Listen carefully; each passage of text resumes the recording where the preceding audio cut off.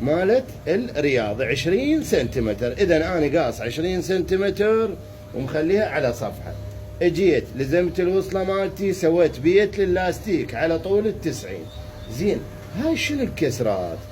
هاي الكسرات عندي هذا اللي قصيته، مو صارت عندي هاي مال رياضي اللي قصيته انا، تذكرون اول مرحله.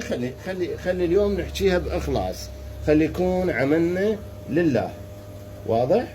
حتى ان شاء الله نحصل الاجر وانتم ايضا هم تثابون. هاي اللي قصينا ووخرنا، قلنا قسمنا 14. من فتحناها عندي هاي كلش عريضه، واضح؟ اجيت ايش سويت؟ لزمت الوصله مالتي، بديت اسوي كسرات وانا اقيس. جيت وصلت لنهايه ال14، اجيت عندي حد وحد. طبعا هنا هسه مكسره ما اسيطر هالشكل هذا، وجتني فت ما ابيها اي زياده، واضح؟ لحد ال14 كسرت. هسه هاي ضبطتها، وهذه انا مسوي لها بيت، واضح لو لا؟ زين، وهذه انا كل شيء مكمل. ايش بقى عندي؟ بقى عندي هذا اللاستيك مالتي، راح اجيب دنبوسه براس وادخله هنا وابدي الضم واثبته من جهه ومن جهه واقعد. ابقوا وياي المراحل بعدها، ابقوا وياي.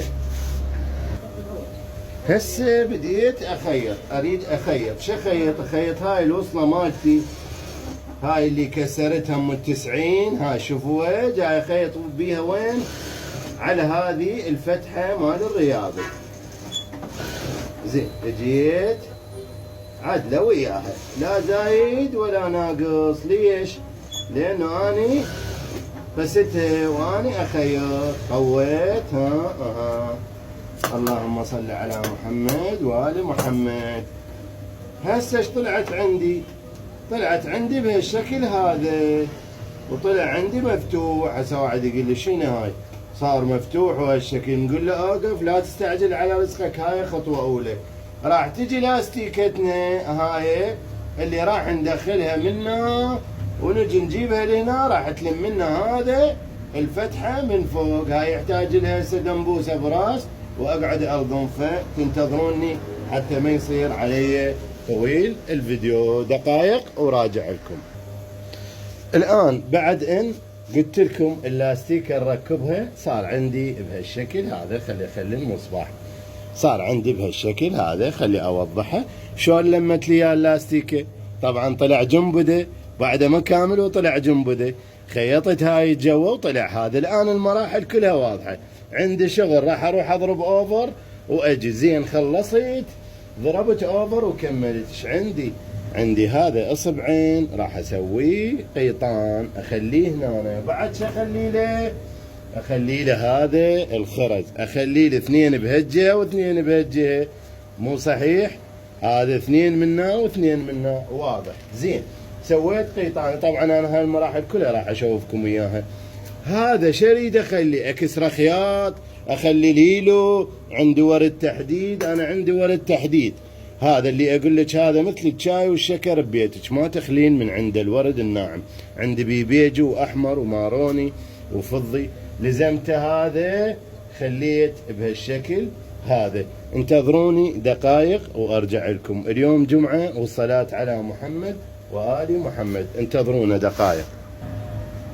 ورجعت لكم حبايبي متابعيني. هذا الصدر بعد ان اكتمل ثبتت عليه ورد التحديد، وخليت هذا القيطان الوهمي، وخليت عليه هذه الفصوص اللي خليتها من كل جهة فصين. بعد ما كملت هذه المراحل مثل ما تشوفوها، تثبيت الورد، وخلينا هذا القيطان، وخلينا هاي الفصوص.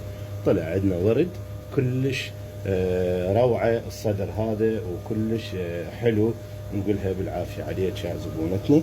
طبعا آسف على الإطالة، لكن هو الفصال مراحله هواية. تحياتي لكل من يتابعني وين ما يكون، بأي مكان، بكل بقاع العالم.